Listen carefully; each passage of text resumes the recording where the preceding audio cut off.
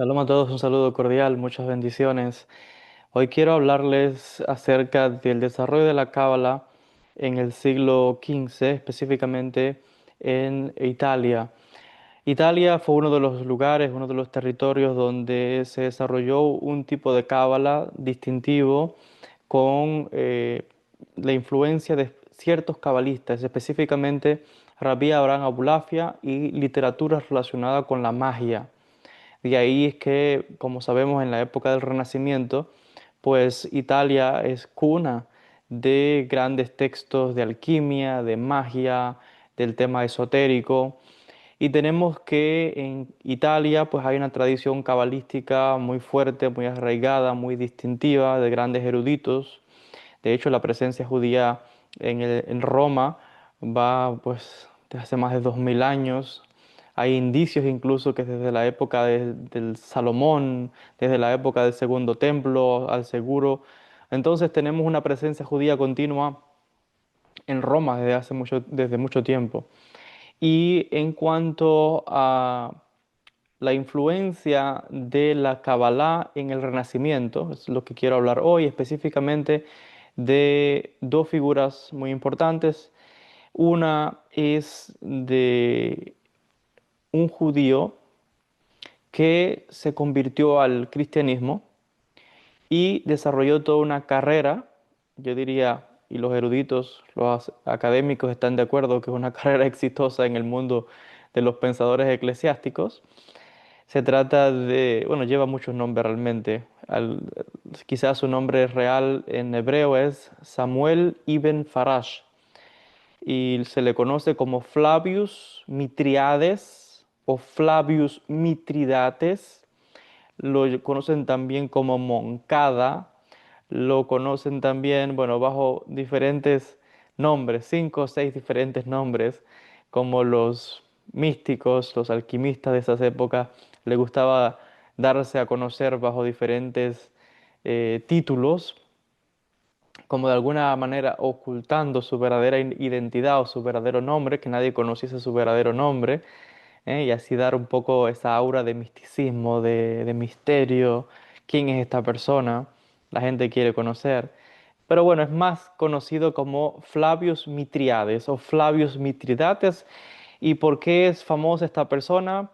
Porque fue el maestro o uno de los maestros del conde Giovanni Pico de la Mirandola, que fue el fundador de la Cábala cristiana, un personaje de la nobleza italiana, era conde, y fue alguien que era un humanista, filósofo, y les decía a alguien que se le identifica como el fundador de la Cábala cristiana, porque él tuvo diferentes maestros judíos, entre ellos Flavius Mitriades, también Rabbi Yohanan Alemano, un gran cabalista italiano, fue su maestro también en temas de cábala, en hebreo, temas de la lengua hebrea. Y tanto Flavius Mitriades como Rabbi Yohanan Alemano eran expertos en la cábala de Rabbi Abraham Abulafia y pasaron muchos de estos conocimientos a el conde Giovanni Pico de la Mirandola. Pero específicamente quería enfocarme, ¿no? en mostrar cómo las ideas pasan de una cultura a otra, pasan de una religión a otra, y es un poco lo que sucede con esta figura de Flavius Mitridates o Flavius Mitriades, y es lo que sucedió realmente con muchos sabios judíos, con muchos judíos en la época medieval que se convirtieron al judaísmo. Muchas de esas conversiones fueron forzadas, otras no, otras fueron voluntarias, otras se dice que fueron por motivos personales, o sea, para lograr escalar en la sociedad. O sea, no fue por convicción en el cristianismo, sino simplemente porque los judíos no teníamos en esa época derechos a lo que tendrían, digamos, que las personas de la sociedad, como el tema de la ir a la universidad, la educación, cosas como esas. Teníamos una serie de prohibiciones, teníamos que vestir de una manera distintiva, estaban los judíos colocados en guetos, etcétera, una serie de humillaciones que los cristianos sometían a los judíos.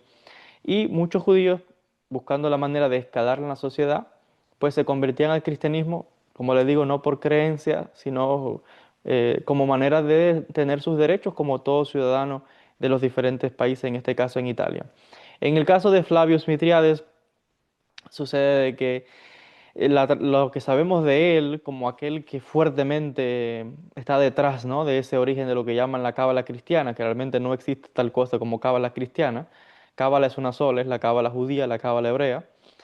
eh, pero que bueno, se le da a conocer ese nombre en la época medieval. Como saben, la cábala es la tradición esotérica del pueblo judío que pasa de tradición de maestro a discípulo, de escuela a escuela, según la tradición más antigua desde Moisés, que lo pasó a Josué, Josué a los 70 ancianos también, luego a los jueces, los profetas, luego en la época de la gran asamblea del segundo templo, y así de maestro a discípulo hasta nuestros días. Es lo que afirma la tradición de la Cábala, la tradición oral.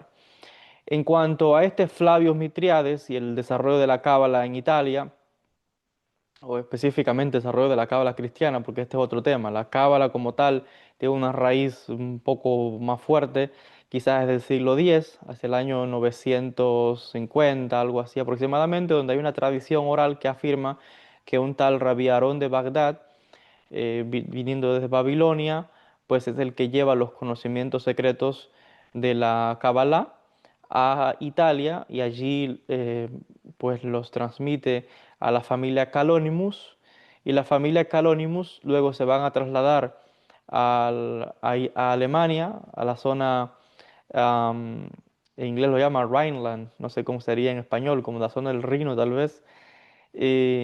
Allí, bueno, pasa esta tradición, bueno, al azar de Worms, que venía de esta familia, etcétera. Entonces, esta es la tradición de la cábala hebrea, pero la cábala, lo que llaman luego cábala cristiana, es una creación en el siglo, le decía, en el 480 específicamente. El 480 es el periodo que se conoce entre los académicos, lo llamamos el periodo de los 1400 a los 1500.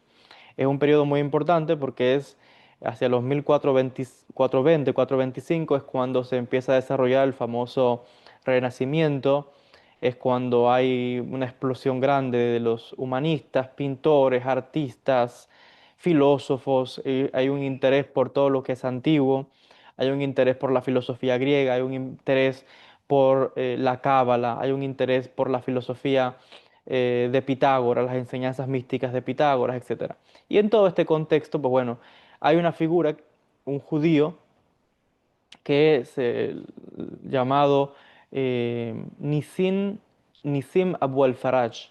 Al parecer este era un judío que venía de Siria, bueno, pues que se asentó en Italia y tuvo un hijo, y este hijo, que al parecer se llamaba Samuel o Shmuel, su nombre en hebreo, es el que luego se convierte al cristianismo para desarrollar toda una carrera exitosa, como les decía, en el mundo eclesiástico, al punto tal que el hombre fue un humanista, dominaba muchísimas lenguas: italiano, hebreo, arameo, árabe, latín, griego, tradujo muchas obras del griego al latín, tradujo obras de Maimónides del hebreo al latín, tradujo textos de la Cábala del hebreo y del arameo al latín, y fue el que luego también desarrolló una biblioteca dedicada específicamente para Giovanni Pico de la Mirandola. Entonces tenemos que este tal Flavius Mithriades era un genio, era un judío con unas capacidades increíbles, filósofo, humanista, una persona con una preparación muy grande. De hecho, es catalogado entre los grandes, entre los historiadores, como uno de los cabalistas más importantes del siglo XV, Flavius Mitriades. Aunque se hizo cristiano, realmente tenía unos conocimientos, una de las personas que más sabía de cábala en esa época, en el siglo XV. Entonces, vemos que es él quien tiene una influencia directa como el maestro de Giovanni Pico de la Mirandola. Iba a ser Giovanni Pico de la Mirandola, entre otros. También esta es la época del conocido Johannes Reuchlin, y el tal Johannes Reuchlin es quien compone varias obras: Cábala Denudata, el arte de la cábala, el latín, se la dedican al Papa León X. Entonces vemos a Flavius Mitriades también, que da discurso frente al Papa, está codeándose con los eruditos, porque hay que entender algo. En el mundo católico de toda la vida cuentan con gente muy preparada. Algo que caracteriza a la religión católica es que tienen grandes eruditos, grandes teólogos, grandes filósofos, grandes humanistas y se codeaban con los judíos, con los rabinos judíos, estudiaban unos con otros también, iban a aprender hebreo con los rabinos les enseñaban, en aquella época, bueno, no se le niegan los servicios a nadie cuando quiere a alguien estudiar. Los rabinos cobraban, le daban las clases, ellos pagaban y enseñaban, normal, eso no se trata aquí de religiones, estamos hablando del conocimiento. Y en cuanto al conocimiento, la gente va a estudiar, como hoy día cualquiera puede ir y estudiar un idioma, van a estudiar hebreo, van a estudiar, hay quien le quiere que aprender de cosas de la religión judía, puede ser lo mismo en aquella época. Estas personas iban, le pagaban a un rabino para que le enseñase hebreo o le hablase de ciertas cosas de la tradición judía y como un maestro, eso es lo que hacían los rabinos, enseñaban y cobraban por su trabajo. Entonces es lo mismo ayer que hoy. Y sobre esto vemos, le decía, una influencia de diferentes rabinos. Johanan Alemano, un gran cabalista también, que fue maestro, uno de los maestros del conde Giovanni Vigo de la Mirándola, que, bueno, pues tiene una influencia grande. La diferencia aquí es la siguiente, y es que este Flavius Mitriades, la manera en que él está presentando la cábala no es de la manera tradicional. De hecho, hay muchas críticas que se han hecho en tiempo reciente, una vez que se han examinado esos textos que él tradujo, ¿no? Del hebreo al italiano, al latín, y se han encontrado muchos errores. Se han encontrado una serie de em, problemas en las traducciones, se han encontrado una serie de problemas de interpretación de cosas que no están en las fuentes tradicionales hebreas y que las han traducido para que encaje la religión cristiana, o para que encaje el pensamiento cristiano. Y claro, todo esto creó una serie de problemas donde estos maestros que ahora, en el caso de los que se convirtieron al cristianismo, yo no sé, realmente hay especulaciones entre los académicos, no sabemos realmente por qué motivos interpretaban los textos de esa manera, pero empezaron a traducir los textos de la Cábala para que encajase con la teología cristiana, poniendo la imagen de Jesús, la imagen de la Virgen, la imagen del Espíritu Santo, todas esas cosas la empezaron a poner en el árbol de la vida, empezaron a decir que en el Zohar había atribuciones al cristianismo, que la Cábala era una filosofía que estaba muy antigua desde la época de Moisés, que estaba pronosticando, que ya predecía la aparición del cristianismo y la figura de Jesús y la figura de la iglesia. Bueno, empezaron a torcer toda la Cábala, básicamente lo que están haciendo mucha gente hoy, que cogen los textos judíos y básicamente es buscando a Jesús y buscando todo lo que es cristiano en un texto antiguo. Que eso se puede hacer con cualquier cosa. Si vamos a, el que está buscando algo lo va a encontrar. Yo puedo coger un periódico y te voy a encontrar también. Si yo quiero encontrar algo, te lo voy a encontrar en cualquier periódico que me des. Y lo mismo sucede con los textos, más si es un texto hebreo, porque se maneja el mismo vocabulario, se tiene la misma Biblia. Entonces, es lo que hicieron estas personas con la Cábala, como también hicieron los escolásticos y como también hicieron pues los teólogos católicos, por ejemplo, con la filosofía griega. Tomaron todo el pensamiento griego, especialmente todo el pensamiento de aristotélico, Platón, tomaron ideas que venían del estoicismo principalmente, y todo eso lo que hicieron fue quitar o tachar lo que era referencia a los dioses griegos o al pensamiento griego, y con eso sustituirlo con nombres como Jesús, la Virgen y todas esas cosas. Entonces, claro, se enriqueció muchísimo el cristianismo, porque gracias también a eso hubo una explosión de ideas, de creatividad, arte, pintura, poesía, filosofía, matemáticas, todo venía del mundo griego, solo que ahora le pusieron como unas vestimentas cristianas y fue lo mismo que hicieron estas personas le decía, en el periodo que los historiadores identificamos como el 480, que es el periodo del Renacimiento, el surgimiento del Renacimiento, ese periodo humanista donde hicieron lo mismo con la Cábala. Como había un interés muy grande por estos pensadores, eruditos, catedráticos, por todo digamos que los conocimientos antiguos, el mundo griego, los persas, todo lo que fuese antiguo, lo devoraron en esa época, ¿no? Hubo como un renacer nuevamente de todas estas ideas, pero ahora con unas vestimentas nuevas, como es lo más natural del mundo, ¿no? En esta época medieval, es decir, del siglo XV, y bueno, fue lo que hicieron con la cábala.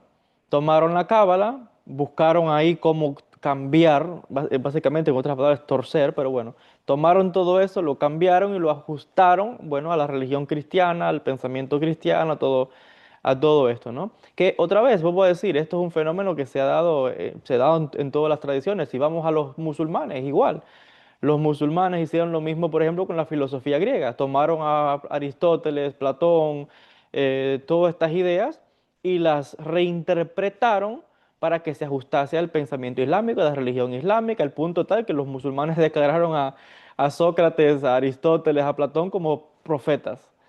Y bueno, y es lo mismo, los judíos también hemos tomado muchas ideas antiguas y las hemos judaizado, y esto fue lo que hicieron estos pensadores cristianos que fueron a aprender de maestros judíos y tomaron la cábala y la cristianizaron muchos elementos y es cuando surge lo que llamamos pues la cábala cristiana, que hasta el día de hoy te encuentras a muchas personas hoy por YouTube que hablan de cábala y son cristianos, pero o son, no sé, mesiánicos, cosas de esas que la gente inventa y bueno, hablan de todas esas cosas, ¿no? De Jesús, de la Virgen, del Espíritu Santo y todas esas cosas, que eso no es cábala. Todo eso viene otra vez de estos cristianos católicos que eran humanistas, que eran pensadores, que es la época del Renacimiento, que tomaron toda esa filosofía antigua y que crearon, transformaron todas estas ideas aplicadas ahora a su religión. Le decía, y lo mismo hicieron con la filosofía griega, lo mismo hicieron con pensamientos o las ideas que venían de Persia. Entonces, esto lo mismo hicieron también fue un desarrollo grande de la alquimia y de todo este tipo de, les decía, de filosofía también árabe que la tomaron los cristianos y bueno, la llevaron a sus creencias. Y lo mismo hicieron con la cábala. Para nosotros eso es torcer la tradición verdadera cabalística, pero otra vez es un fenómeno histórico que tuvo lugar y es lo que estamos analizando hoy, y principalmente con la influencia de Flavius Mitriades, porque claro, por supuesto, detrás de todos estos cambios siempre vas a encontrarte un judío, porque los cristianos no tienen conocimientos del hebreo, no es su tradición, entonces siempre van a ir a aprender de la fuente para después eso cambiarlo, ¿no? A ajustarlo a las creencias. Entonces vuelvo a decir, son fenómenos históricos que han tenido lugar, son fenómenos históricos que también se han tenido lugar en el mundo islámico, en todas las tradiciones, siempre se toma de aquí y de allá y luego eso se reviste con las creencias de cada cual, con las mitologías de cada cual, con las supersticiones de cada cual, con la cultura de cada cual. Y eso fue lo que hicieron con la Cábala, con la Kabbalah, que la transformaron ahora en lo que la gente llama, o lo que se dio a conocer luego a partir del siglo XV, les decía, de la famosa, lo que llaman Cábala cristiana, les decía, que no es más que, bueno, las reinterpretaciones, empezando con estos pensadores católicos humanistas, porque fue en el mundo católico, eran católicos en Italia, los humanistas era la religión que predominaba, el catolicismo. Entonces fueron estos humanistas quienes tomaron el pensamiento de la cábala hebrea y la llevaron o la mezclaron con teología cristiana, con todas las creencias que tienen los cristianos, supersticiones, aspectos culturales, cosas como esas. Entonces le decía, esto es un fenómeno que se estudia, lo estudiamos en la historia, hay obras muy importantes, diferentes historiadores que han hablado sobre esto. Por ejemplo, está el profesor Moshe Idel, que en su obra La Cábala en Italia hace un análisis precisamente de lo que yo estoy explicando ahora. Y bueno, cuando estudiamos el Renacimiento, cuando estudiamos toda esta época, hay que hablar, por supuesto, de Giovanni Pico de la Mirandola, hay que hablar decía, de Flavius Mitriades, hay que hablar de Johannes Reuchlin, específicamente en el tema de la cábala, de la alquimia, el mundo esotérico, etcétera. Entonces, bueno, este es un fenómeno muy interesante, les decía que para nosotros los investigadores, los historiadores, pues sabemos situar en el tiempo el origen de cada una de las creencias que se van desarrollando y que van dando forma luego a las creencias de los pueblos. en este caso cómo se tomó, bueno, las enseñanzas del mundo judío de la cábala hebrea y bueno, se cambiaron, torcieron, se hicieron traducciones que no eran exactas, sino que traducciones con errores, y se ajustaron a lo que pedía el patrón, ¿no? Porque esto también es algo muy importante que tienen que conocer para aquellas personas que no son historiadores, no son académicos, no saben cómo era el mundo antiguo. En esa época y de mucho tiempo atrás existía lo que se llamaba el patronazgo, donde básicamente una persona muy rica, vamos a decir un conde, un marqués, un rey o alguien que tenía mucho dinero, pues era de prestigio que tuviese en la corte y entre sus grupos cercanos, bueno, historiadores, matemáticos, filósofos, humanistas, alquimistas, cabalistas, y buscaban a sabios de todas las tradiciones, no estaban ni siquiera pensando que si era de la religión de él o no. Lo mismo podías tener, había reyes que tenían a su servicio a rabinos. El famoso Rabbi Yehuda Loew, el Maharal de Praga, estaba a la asistencia también de diferentes reyes que lo llamaban, lo consultaban. Los rabinos eran médicos también, eran matemáticos, eran astrónomos. Y bueno, los reyes les pagaban, eso es un trabajo.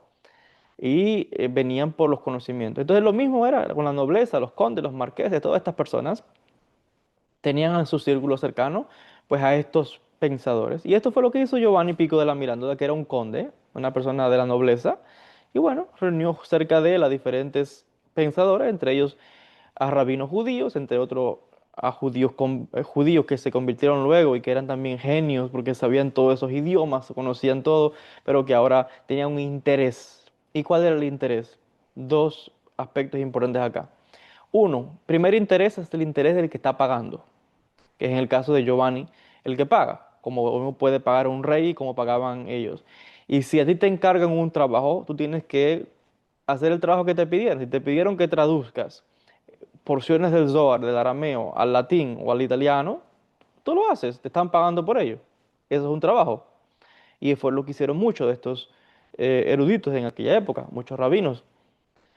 Si además te piden que le expliques esa filosofía y que cómo tú explicar un pensamiento de otra cultura, de otra religión a alguien que es cristiano, tienes que por obligación tomar prestados muchos términos, muchas filosofías para que él entienda en su propia religión, en su propia cultura, lo que le estás explicando. Pero además de esto, muchos de esos reyes, condes, cuando contrataban algunos de estos rabinos o pensadores o otros o judíos que se habían hecho cristianos, cuando contrataban a estas personas tenían el interés además de darse a conocer como aquellos que estaban trayendo algo nuevo, como aquellos que estaban rescatando una filosofía antigua, como aquellos que estaban trayendo al mundo algo que estaba olvidado y ahora yo lo estoy rescatando del olvido, y esto les daba a ellos un renombre, una fama. Y fue lo que hicieron con la Cábala. De hecho, el propio Mitriades, es lo que él decía, estaban rescatando ya no la Cábala. Luego surgió una corriente donde Flavio Mitriades empezó a buscar la unión que había de las religiones antiguas, judaísmo con los griegos, con los persas, con el cristianismo, hicieron mostrando que había un origen de las cosas y con los griegos, con los romanos, con la religión romana y griega, con el pensamiento de Aristóteles, de Platón, todas estas cosas. ¿Y qué pasó? Que eventualmente empezaron a asociar la cábala incluso con Pitágoras. Y ya no es que decían en un principio que la filosofía de la cábala y el pensamiento pitagórico era similar, porque Pitágoras creía y en la cábala ideas similares, la creencia en la reencarnación, todas esas cosas, la purificación, los ayunos, purificar el cuerpo, los tipos de alimentos que hay que comer, bueno, muchos temas que son de la filosofía pitagórica que se encontraban en la cábala, por supuesto. Y ya no es que decían que había similitud entre la cábala y la filosofía pitagórica, es que luego en esa época, en los 1500, 1400, siglo XV, pues ya se decía que Pitágoras había ido a estudiar con los judíos y que era Pitágoras el que había inventado o creado su filosofía de la cábala. O sea que ya la raíz de la filosofía pitagórica la habían colocado como que fue Pitágoras que lo aprendió de los judíos. Y es una de esas tantas leyendas como también decían que Platón había estudiado con el profeta Jeremías y bueno, un montón de historias de esas que está, hay muchos judíos hoy que repiten todas estas cosas y no tienen base ninguna. Entonces, bueno, lo mismo ocurrió en esta época. ¿Y por qué todos esos mitos? ¿Dónde surgían esos mitos? Precisamente de estos reyes, condes, marqueses, personas de la nobleza acaudalados que era la moda en aquel tiempo, ¿no? Rescatar textos antiguos y darte a conocer como el fulano de tal, aquel que rescató una sabiduría y que te voy a enseñar ahora un conocimiento que va a cambiar tu vida. Y fue lo que hizo Giovanni y fue lo que hicieron, lo que era normal en aquel tiempo, les decía. Entonces, esto, el que era contratado para ello, tenía ahora que si tú ya no es solamente traducir el texto, es que a veces les pedían a estos eruditos componer obras para la audiencia. Y esa audiencia, que serían las masas educadas, perdón, las masas, no, la nobleza, los pensadores, los académicos, aunque también de alguna forma u otra llegaba también a las masas este conocimiento, pero más que nada era para la élite intelectual. Esa élite intelectual es católica, es cristiana. Y la iglesia, como un gran poder feudal en aquella época, limitaba y prohibía cierto tipo de literatura. Entonces, si tú quieres producir un libro que lo lean y que lo acepten, pues tienes que cumplir una serie de parámetros que encajen con la teología católica, con el pensamiento cristiano y que los que te van a leer tu libro son cristianos, pues tú tienes que ponerle cosas ahí que los enganches a ellos. Entonces, ¿qué pasaba con muchos de estos encargos que hacían estos nobles? Bueno, que había que vestirlo con creencias y teologías cristianas. Y fue lo que hicieron con la cábala. Les decía, en el caso del conde Giovanni Pico de la Mirandola, contrató a Flavius Mitriades, que no era su nombre, era uno de los tantos apodos que él tenía, le llamaban Moncada, el hombre se ponía muchos nombres. Contrató a Rabbi Johanan Alemano, a muchos pensadores. Entonces, luego estos nobles, que además muchos de ellos eran filósofos, humanistas, eran preparados, ellos mismos en base a esto producían otras obras y esas obras ya venían con muchos más cambios. Y fue lo que hizo el conde Giovanni Pico de la Mirandola, que luego él compuso toda una obra muy extensa donde él defendía unas famosas 900 tesis, defendiendo muchos aspectos de la filosofía, de la cábala, de la magia, de muchas cosas. Pero ya esas eran las interpretaciones de un cristiano de cómo él observaba el mundo judío, que es totalmente, otra vez, una visión totalmente diferente a lo que un judío diría. Y así es como se van extendiendo una serie de pensamientos que van cambiando y cambiando. Es como el famoso, eh, no sé si es un chiste o es una historia anecdótica o una parábola, ¿no? De alguien que le cuentan un chisme y le dicen que lo repita. Y este escucha algo y lo repite y el que escuchó cuenta, pero ya el que contó ya dijo una palabra diferente y lo repitió a otro y ese repitió otra, le cambió una letra, una palabra, le agregó algo, que el asunto es que cuando eso llegó allá a 100 personas, ya lo que dijo el primero y lo que el último de allá ya no es lo mismo, ya es un mensaje totalmente diferente. Y eso es lo que han hecho, les decía, con la cábala, con el surgimiento de las religiones, con los pensamientos de la filosofía, pero específicamente les decía en esta época, de la época del Renacimiento, lo que sucedió. Ahora, también había algo muy interesante. No solamente es que las obras tenían que ahora cambiarse para ajustarse al público, para que te leyeran, que era un público cristiano, tienes que ponerle elementos ahí, ¿no? Poner de que en la cábala está Jesús y que está la Virgen y que está tal, todos esos temas. Tienes aquí algo más, que muchos de estos que traducían y explicaban estos textos, le decía, algunos eran judíos que se habían hecho cristianos por motivos personales, para lograr estatus e influencia en la sociedad. Otros habían sido personas que quizás eran de antepasados judíos, otros no tenían nada que ver con el judaísmo, pero eran catedráticos, eruditos, que también sabían hebreo, que también sabían arameo, porque eran muy preparados, les decía, los católicos siempre se han dado a conocer como personas tienen grandes eruditos y grandes pensadores, grandes teólogos, de muy importancia a nivel mundial. Y sucede también que estas personas querían hacer carrera. Y Flavio Mitriades quería hacer carrera también. Es lo más normal, que la persona quiera un renombre. Entonces, bueno, ¿quién va a comprobar o no si lo que tú traduciste del hebreo o del arameo es lo que tú estás diciendo? Nadie lo va a comprobar porque la gente no habla esos idiomas y no entiende esa filosofía. Entonces, así pasaba, que muchas de estas personas tenían un interés de un nombre, de lograr estatus, al punto tal que, como les decía, muchas de estas obras se las dedicaban al Papa, se las dedicaban a la familia Medici, que eran también los, digamos, patrocinadores fuertemente en esta época.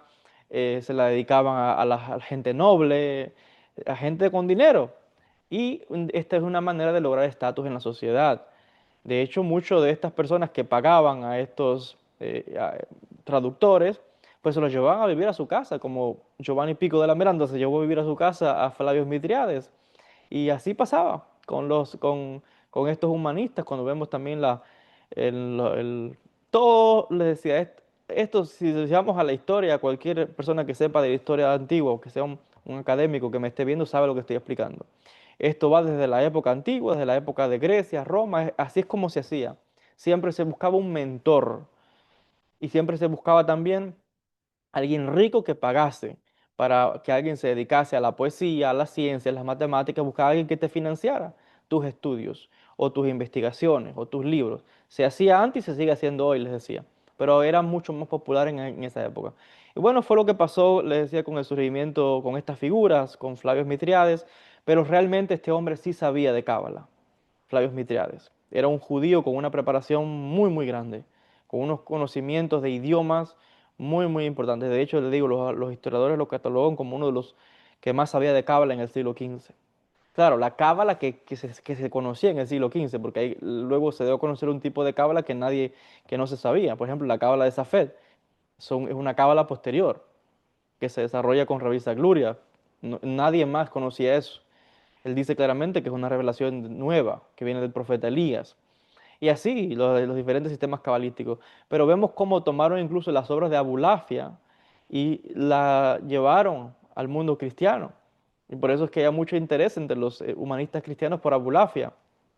Y habría que ver un estudio de la influencia de Abraham Abulafia en el Renacimiento, a través de Flavius Mitriades, y de Johanan Alemano, Rabbi Johanan Alemano, cómo pasa Giovanni Pico de la Mirándola y cómo él a través de aquí a otros discípulos, a otros estudiantes, y se empieza a formar, bueno, una serie de ideas que vienen lógicamente de raíz judía, pero con una vestimenta cristiana. Muy, muy interesante este tema, les decía, es para profundizar, para estudiar, y la verdad es que es fascinante estudiar este periodo del Renacimiento, este periodo que conocemos como el 480, los historiadores lo llamamos así, y es muy fascinante otra vez las ideas, cómo pasan las ideas de una persona a otra, de un pueblo a otro, de una religión a otra, de una cultura a otra. Y eso es a lo de que nos dedicamos en los historiadores. Hay una rama de los historiadores que lo único que hacen es estudiar el movimiento de las ideas les decía, de un grupo a otro, de una religión a otra, de un pueblo a otro, de un lugar a otro. Y es muy, muy interesante. Y cómo luego estas ideas se cambian, se ajustan a una nueva religión, a un nuevo ambiente, se mitifican también, se empiezan a crear leyendas, se empiezan a crear mitologías y bueno, eso se convierte en las creencias populares, las creencias religiosas de la gente. Y es fascinante otra vez cómo las ideas van viajando, pero a medida que van viajando, pues se van transformando, se van ajustando, se van vistiendo, se van cambiando y al final, como decía, algo que salió ya no es lo mismo en la visión, la interpretación es diferente y bueno, lo mismo hasta el día de hoy. Muchas gracias a todos por la atención. Si quiere conocer sobre estos temas, les decía, pues bueno, hay que profundizar en la literatura del Renacimiento, pero también está la obra La Cábala en Italia, el profesor Moshe Idel, donde dedica una sección para explicar esto que estoy analizando ahora. Muchas bendiciones a todos y nos veremos en un próximo vídeo. Shalom a todos.